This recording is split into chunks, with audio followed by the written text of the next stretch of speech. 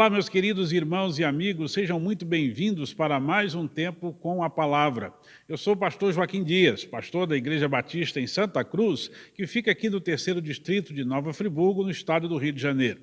Hoje a gente vai começar uma série de reflexões bíblicas devocionais sobre como encontrar a felicidade. E hoje, especificamente, vamos começar com o tema Felicidade é ouvir o que Deus diz. E eu quero te convidar a ler o Salmo 1, versículos 1 até o versículo 3, que diz assim: Como é feliz aquele que não segue o conselho dos ímpios, não imita a conduta dos pecadores, nem se assenta na roda dos escarnecedores. Ao contrário, sua satisfação está na lei do Senhor, e nessa lei medita dia e noite. É como árvore plantada à beira de águas correntes, dá fruto no tempo certo e suas folhas não murcham. Tudo que ele faz prospera. Vamos orar? Querido Deus, por favor, fala ao nosso coração, é tudo que desejamos, no nome de Jesus. Amém. Muito bem, a felicidade é um tema discutido por todas as pessoas de todos os lugares. Ela é o desejo de todos sem qualquer distinção. Já virou tema de filmes, livros, novelas, programas de TV, enfim, sempre que encontramos uma pessoa, em qualquer lugar que a gente for, sabemos que ali tem alguém que deseja ser feliz. Um dicionário afirma que felicidade é a qualidade ou estado de feliz, estado de uma consciência plenamente satisfeita, satisfação, contentamento, bem-estar. E aí vem a pergunta, como é que a gente vai alcançar esse estado, essa condição de felicidade? Se você pegar um aplicativo de Bíblia, escolher uma versão mais recente e fizer uma pesquisa com a palavra feliz, encontrará uma grande quantidade de textos bíblicos em que as Escrituras afirmam a felicidade humana daqueles que, é claro, estão vivendo próximos a Deus. Então, temos uma questão importante aqui, que a felicidade dependerá de um ajuste no modo de pensar, para que aquilo que a Bíblia apresenta como felicidade seja compreendido, aceito e, por isso, alcançado. O apóstolo Paulo, em Romanos, capítulo 12, versículo 2, afirmou que nós não podemos permitir que a nossa mentalidade seja moldada pelo mundo ao nosso redor.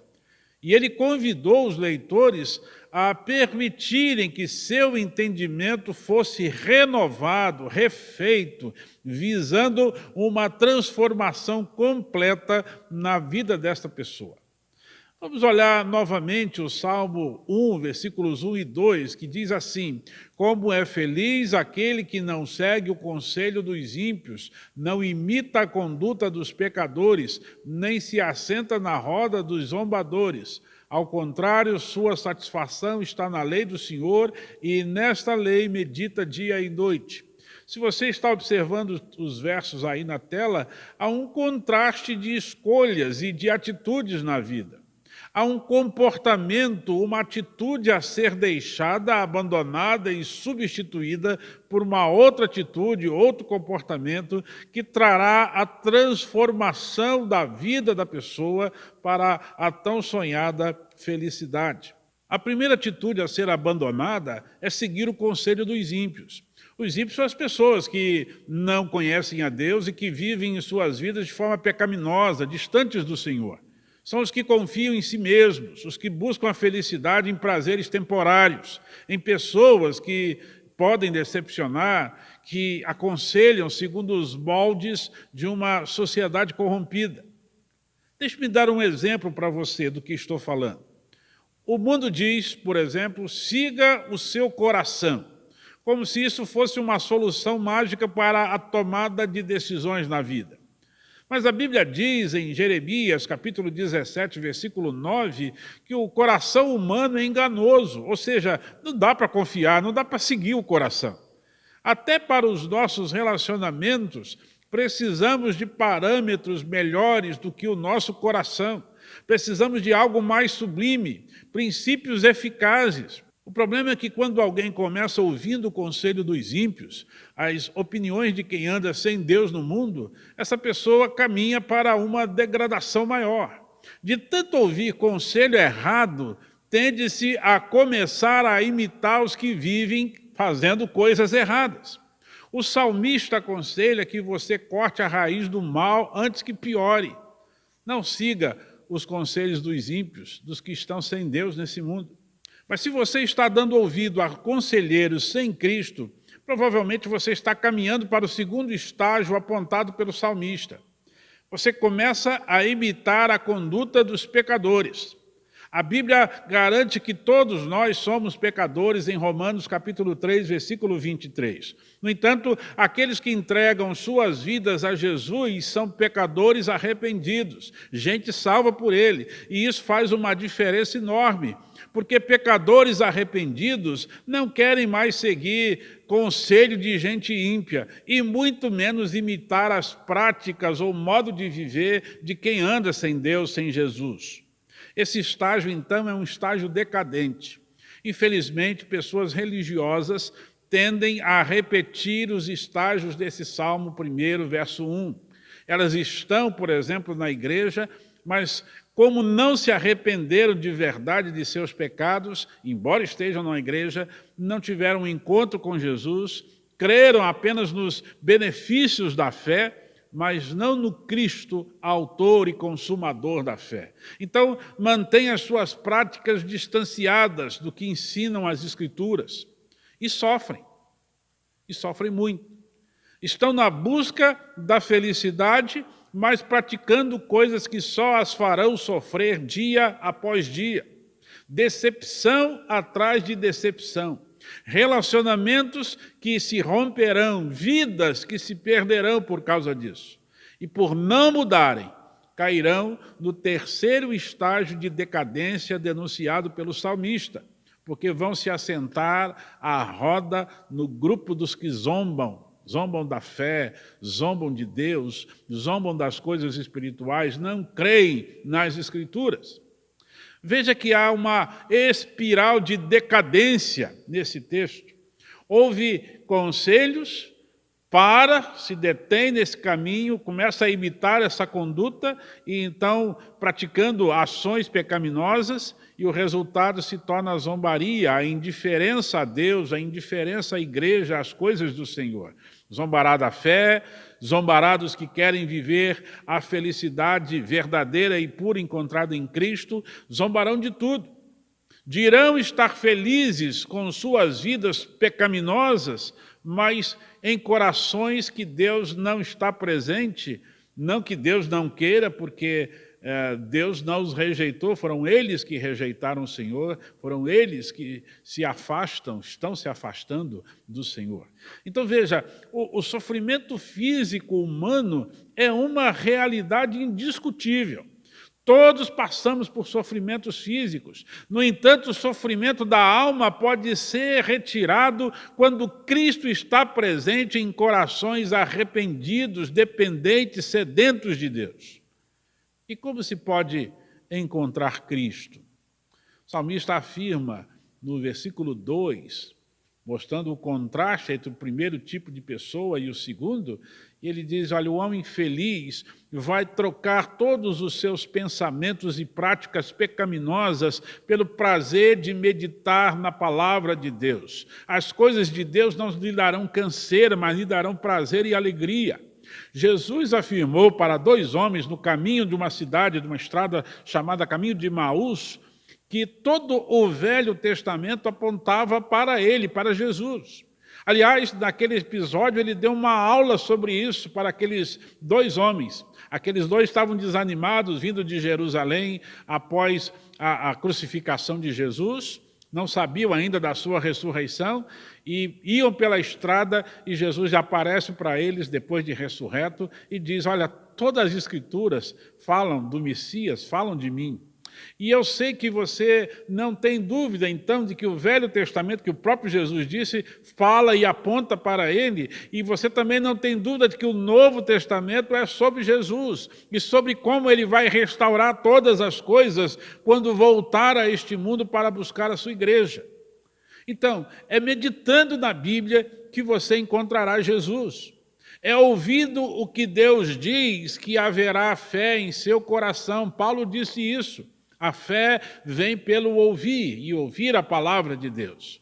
Fé suficiente para lhe conduzir a Cristo e à obediência à palavra de Deus. Fé que vai lhe retirar do fundo do poço, da condição de pessoa indiferente a Deus, zombadora ou zombeteira, ou de praticante de todo tipo de pecado, para lhe conduzir por conselhos bíblicos cheios de vida e cheios de esperança, para relacionamentos restaurados pela capacidade de dar e pedir perdão, para a capacidade de amar com o verdadeiro amor que vem de Deus para o seu coração. Enfim, o Salmo 1, no versículo 3, ilustra a condição de felicidade daquele que, pelo meditar da palavra, alcançou o Senhor Jesus Cristo no seu coração e então vive em obediência a Ele e ao que Ele diz na palavra. Essa pessoa, como diz o texto, é como árvore plantada à beira de águas correntes, dá fruto no tempo certo e suas folhas não murcham. Tudo que ele faz prospera. Essa pessoa, como a árvore, tem uma fonte inesgotável de vida. João, no seu evangelho, disse que ele havia escrito aquele livro para que todos soubessem e crescem que Jesus era o Cristo, e ele afirmou que quando as pessoas crescem nisso, teriam vida no nome de Jesus. A vida de felicidade começa com fé. Fé na palavra de Deus que o conduzirá por um caminho melhor do que aquele caminho que o mundo oferece. O mundo tem vários caminhos, mas a Bíblia traz a você o único e verdadeiro caminho que vai te levar à paz, à alegria, à felicidade verdadeira, que se chama Jesus Cristo. Deus quer que você seja feliz, mas para isso, troque os conselhos e as práticas deste mundo pela meditação na palavra de Deus. Deixe essa palavra do Senhor lhe conduzir para mais perto dele, pela fé no Senhor Jesus Cristo, para um desejo de ter um caráter parecido com o do Senhor Jesus, que vai fazer você experimentar uma nova vida neste mundo, vida de qualidade eterna e perfeitamente feliz. Creia, felicidade é ouvir o que Deus diz. Que Deus abençoe a sua vida. Eu quero orar com você agora. Feche os seus olhos, se você puder, e ore comigo. Querido Deus e Pai, obrigado pela vida das pessoas que estão me assistindo, ouvindo. Peço que o Senhor lhes fale ao coração, que o Senhor lhes abençoe. Lhes ajude, ó Deus, a crerem que na Tua palavra, conhecendo a Cristo e conhecendo o Senhor, serão plenamente felizes, porque felicidade é ouvir o que o Senhor tem a dizer. É colocar, ó Deus, na prática da vida as coisas que o Senhor ensina. Fazer a sua vontade sempre trará alegria ao Senhor, a aprovação do Senhor à nossa vida e muitas bênçãos e muitas alegrias. Ó Deus, convença quem me ouve de que vale a pena te servir, vale a pena te ouvir. Fala, Senhor, ao nosso coração. Ajude quem está na sua casa, vivendo as mais difíceis situações nesse tempo da pandemia, confortando seus corações, amigos que perderam pessoas tão queridas porque faleceram por algum tipo de enfermidade, que o Senhor tenha misericórdia destas vidas e as abençoe. Mas, ó Deus, eu sei que o Senhor pode restaurar toda a alegria, pode restaurar toda a esperança, pode colocar nos corações de cada pessoa que crê no Senhor força suficiente para vencer todo e qualquer obstáculo, para continuar a sua vida em meio às lutas e às situações mais difíceis. O Senhor é Deus e nós confiamos no Senhor. Como orava Abacuque, ainda que as coisas todas acabem, eu vou continuar me alegrando no Senhor e exultando no Deus da minha salvação. O Senhor é a nossa força Fortalece, então, quem confia em Ti, que está me ouvindo nessa noite. E, ó Deus, se porventura alguns que estão assistindo e ainda não têm Cristo no seu coração, convença-o que ele precisa se arrepender dos seus pecados e crer no Senhor Jesus Cristo como Senhor e Salvador da sua vida, se entregar a Ele, desejar viver a vida moldando o seu caráter para ficar mais parecido com Jesus, como é o alvo de toda pessoa que existe nesse mundo. O Senhor nos criou para isso. Então, ó Deus, convence essa pessoa da necessidade de Jesus para ter uma vida transformada e feliz neste mundo, mas também a certeza e a esperança da eternidade, porque, ó Deus, as coisas que nós passamos aqui não se comparam à grandiosa glória que vai ser revelada a nós na eternidade com o Senhor. Muito obrigado, Deus, por esse tempo aqui. Abençoe-nos, por favor, em nome de Jesus. Amém. Muito obrigado por você ter acompanhado mais esse tempo com a palavra, que você seja abençoado pelo Senhor, esse é o nosso desejo, temos sempre orado nesse modo, porque é isso que nós queremos que aconteça na sua vida, como na vida de todos nós da Igreja Batista de Santa Cruz. Eu quero lembrá-los que no domingo, às 9h30 da manhã, nossa IBD, no canal da Igreja Batista de Santa Cruz, e à noite, às 19 horas, o culto ao vivo também aqui pelo YouTube, tá bom? Espero você e que tenha você um restante de semana aí bem abençoado. Te espero também na próxima quarta-feira, no próximo vídeo, às 19h30. Forte abraço para você, até mais.